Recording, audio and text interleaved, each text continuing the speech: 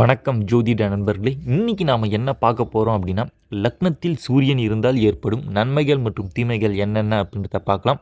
இந்த சேனலை சப்ஸ்கிரைப் பண்ணாதவங்க சப்ஸ்கிரைப் பண்ணுங்கள். அப்போ தான் நான் போடக்கூடிய வீடியோ உங்களுக்கு நோட்டிஃபிகேஷனாக வரும். லக்னத்தில் சூரியன் இருப்பவர்கள் உடல் வலிமை உடையவர்கள், நோய் எதிர்ப்பு சக்தி அதிகமாகவே இருக்கும் அப்படின்னு சொல்லிட முடியும். அவ்வளவு சீக்கிரம் நோய்கள் தாக்காது. அப்படி தாக்கினாலும் மிக சுலபமாக சீக்கிரமாக குணமாகிற தன்மை கண்டிப்பாக இருக்கும். இந்த வெப்பம், இந்த சூடு போன்ற நோய்கள்லாம் வரும்போது கொஞ்சம் காலதாமதம் ஏற்படலாமே தவிர, மற்றபடி பார்த்திங்கன்னா இந்த ஜலதோஷம் போன்ற நோய்கள்லாம் வரும்போது சீக்கிரமாகவே குணமாகும் அப்படின்னு சொல்லிட முடியும். சுப காரியங்கள் மற்றும் நல்ல காரியங்களை முன்னின்று நடத்துபவர்களாக கண்டிப்பாக இருப்பாங்க. மன தைரியம் கண்டிப்பாக இருக்கும். சரிங்களா? எதுக்குமே தயங்க மாட்டாங்க. உயர் பதவிகளை வகிக்கக்கூடியவர்களாக இருப்பாங்க. சூரியன் வலுப்பெற்று நிச்சயமாக இந்த இடத்துல இருந்தார்னா, நிச்சயமாக அவங்க வேலைக்கு போக மாட்டாங்க அப்படின்னு சொல்லிட முடியும். அப்படி சொந்தமாக தான் தொழில் பண்ணுவாங்க. சரிங்களா? அப்படி வேலைக்கு போனாலும் அந்த இடத்துல நாம் மேலதிகாரியாக இருக்கணும் அப்படின்ற எண்ணம் கொண்டவர்களாக இருப்பாங்க. லக்னத்தில் சூரியன் இருப்பவர்கள் பெரும்பாலும் அரசு வேலையில் இருப்பதற்கான வாய்ப்புகள் ரொம்பவே அதிகம். அப்படி இல்லைனாலும் தனியார் கம்பெனியில் பார்த்திங்கன்னா ஓரளவுக்கு வேலை செஞ்சாங்கன்னா அவங்க அந்த இடத்துல மேலதிகாரியாக இருப்பாங்க அப்படின்றது உண்மையான விஷயம். அப்படி இல்லைனா சொந்தமாக தொழில் பண்ணிடுவாங்க அப்படின்னு சொல்லிட முடியும். இந்த அடிமட்ட தனத்தில், அதாவது ரொம்ப அடிமையாக ரொம்ப கீழ்நிலை வேலைகள்லாம் இருக்குது பார்த்தீங்களா? ஸோ அந்த இடத்துல இருக்கிறதுக்கெலாம் ரொம்பவே ஆசைப்பட மாட்டாங்க அப்படின்னு சொல்லலாம். எதிலும் சுறுசுறுப்பாக செயல்படக்கூடியவர்கள். சரிங்களா? ஒரு வேலையை இவங்க கிட்ட கொடுத்தாங்கன்னா அந்த வேலையை மிக விரைவாக எடுத்து முடிக்கக்கூடிய திறமை இவங்களை விட அந்த அளவுக்கு யாருமே இருக்க முடியாது அப்படின்னு சொல்லிட முடியும். அந்த அளவுக்கு பர்ஃபெக்டாக தன்னுடைய வேலையில் எந்த ஒரு குறைகளும் இல்லாமல் பர்ஃபெக்டாக முடிக்கக்கூடிய திறமை நிச்சயமாக லக்னத்தில் இருக்கிற சூரியன் கொடுப்பார் அப்படின்னு சொல்லிடலாம். தவறு செய்தவர்களை மன்னிக்கும் குணம் கண்டிப்பாக இவங்களுக்கு கொஞ்சம் குறைவாக தான் இருக்கும். சரிங்களா?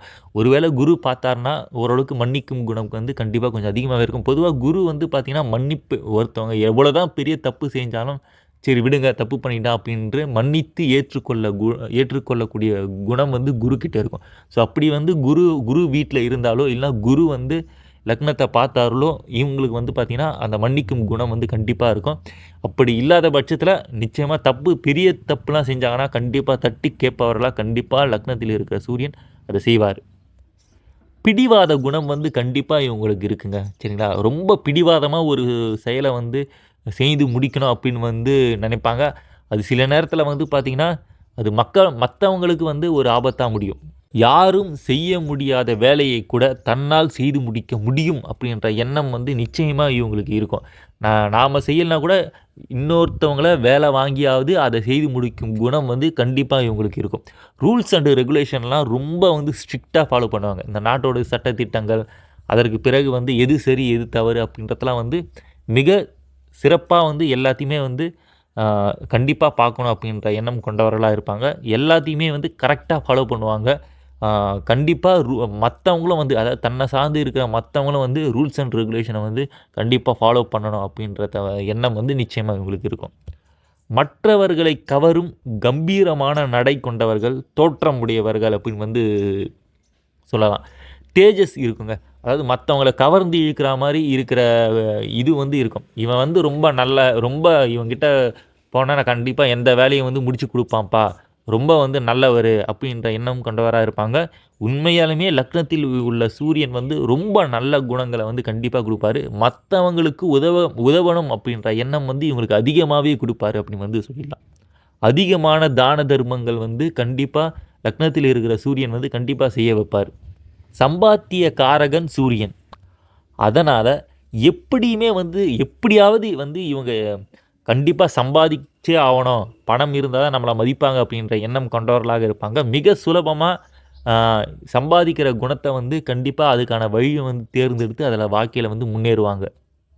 பணம் சம்பாதிக்கக்கூடிய அனைத்து வழிகளையும் இவங்க கண்டிப்பாக தெரிஞ்சு வச்சுருப்பாங்க அப்படின்னு சொல்லிட முடியும்.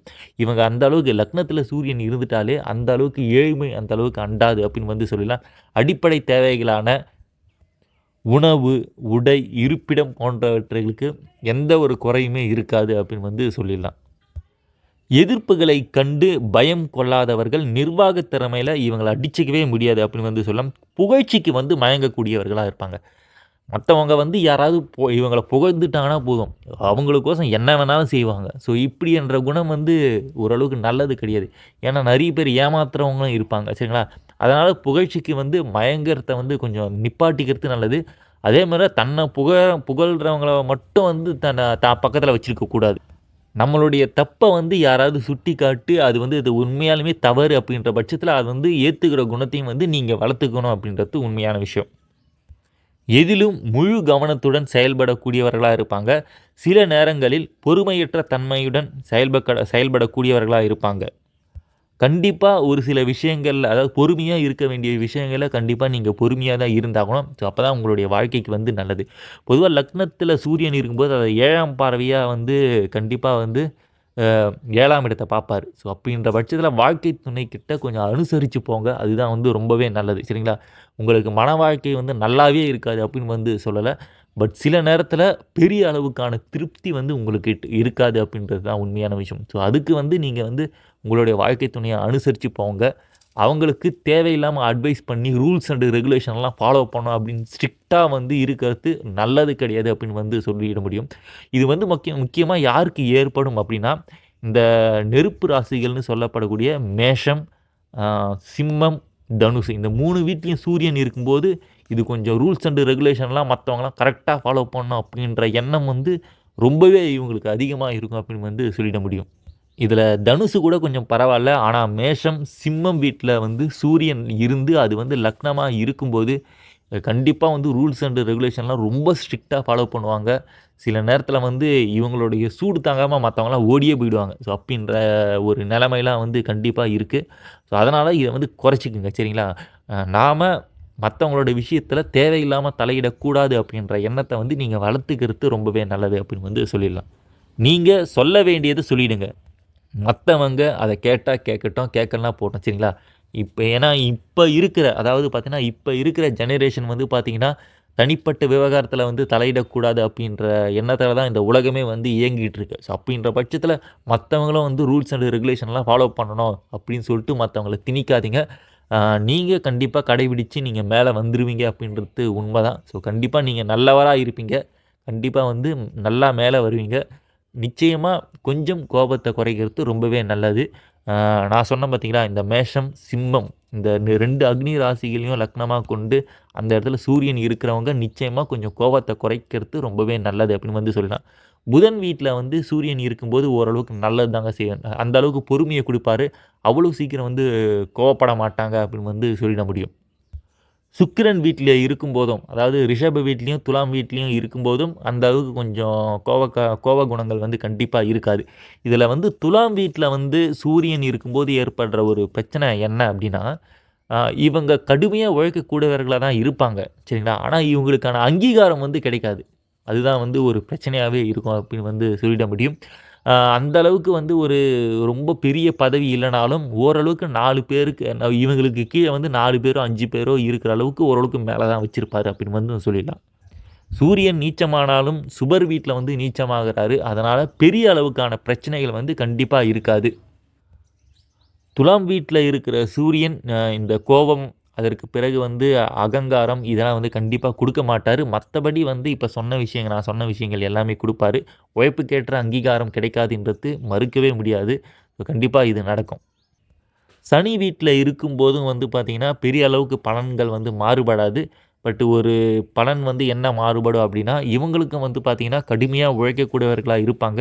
இவங்களுக்கு வந்து அந்த உழைப்புக்கேற்ற அங்கீகாரம் வந்து கண்டிப்பா வந்து இருக்காது. கோப குணங்கள் கண்டிப்பா இருக்காது. ஆனா, பிடிவாத குணம் வந்து கண்டிப்பா வந்து இருக்க தான் செய்யுது. கடகத்தில இருக்கும்போது பெரிய அளவுக்கான பிரச்சனைகள் வந்து இருக்காது. கோபம் வந்து கண்டிப்பா கரைஞ்சிடும் அப்படின்னு வந்து சொல்லிடலாம். ஸோ கண்டிப்பா வந்து கோபமும் இருக்காது, பிடிவாதம் குணம் இருக்காது. அதுக்கப்புறம் நான் சொன்ன பலன்களையும் வந்து பெரிய அளவுக்கு மாறுபாடு இருக்காது அப்படின்னு வந்து சொல்லிடலாம். சரி, நோய்கள் அப்படின்னு வரும்போது, கண்டிப்பா லக்னத்தில இருக்கிற சூரியன் கொஞ்சம் ஒரு சில நோய்கள குடுப்பாரு. அதில முக்கியமான விஷயம், கண்ண கொஞ்சம் கரெக்ட்டா பார்த்துக்குங்க. சரிங்களா? உங்களோட கண்ண வந்து கவனமா வந்து பார்த்துக்கங்க. 2வது வந்து விஷயம், கண்ணு வந்து இப்போ போக போக ஒரு 40, 50 வயசு மேல தான் இதோட தீவிரம் வந்து கண்டிப்பா தெரியும். அடுத்த இன்னொரு விஷயம் வந்து, தலைமுடிய வந்து ரொம்பவே வந்து ரொம்ப எண்ணெய்லாம் தேய்ச்சு நல்லபடியா வந்து கொஞ்சம் காஸ்ட்லியா ஆனாலும் பரவால்ல, காஸ்ட்லியான எண்ணெய்கள் வந்து பார்த்தீங்கன்னா, தலையில் தேய்த்து குளிக்கிறது ரொம்பவே நல்லது அப்படின்னு வந்து சொல்லிடலாம். தலையை தேய்ச்சுங்க. தலையை வந்து ரொம்ப பத்திரமா பார்த்துக்குங்க. எண்ணெயை வந்து கரெக்டாக யூஸ் பண்ணிக்கோங்க. அதற்கு பிறகு தலை முடியும் வந்து ரொம்பவே கரெக்டாக பார்த்துங்க சரிங்களா? அது ஏன் அப்படின்னா, கண்டிப்பா வந்து முடி கொட்டும் வாய்ப்புகள் கொஞ்சம் அதிகமாவே இவங்களுக்கு இருக்கும். ஸோ நிச்சயமா நான் சொன்னா மாரி ரொம்ப முடியெல்லாம் வந்து கரெக்ட்டா பராமரிப்போட கரெக்ட்டா பார்த்துக்கினீங்கன்னா, உங்களுக்கு எந்த பிரச்சனையுமே வந்து இருக்காது. சரிங்களா? அதுக்கப்புறம் வந்து உடம்புல வந்து இந்த உஷ்ண நோய்கள்னு ஒரு சில நோய்கள்லாம் இருக்கும். ஸோ அதெல்லாம் வந்து வராம இருக்க உடம்ப குளிர்ச்சியோட பார்த்துக்கங்க. தலையும் வந்து பார்த்தீங்கன்னா, குளிர்ச்சியோட பாருங்க. அ மத்தவங்கலாம் வந்து வாரத்தில 1 நாள் தலைக்கு குளிக்கிறாங்கன்னா, நீங்க 2 நாள் இல்லன்னா 3 நாள் கூட தலைக்கு குளிக்கிறது ரொம்பவே நல்லது. அந்த அளவுக்கு கொஞ்சம் உடம்பு சூடா தான் இருக்கும். ஓகே நண்பர்களே, லக்னத்தில சூரியன் இருந்தால் ஸோ இதுதான் வந்து நடக்கும். இதில ஏதாவது மாற்று கருத்து இருந்தா, நீங்க கீழ கமெண்ட் பண்ணுங்க. நான் ரிப்ளை பண்றேன்.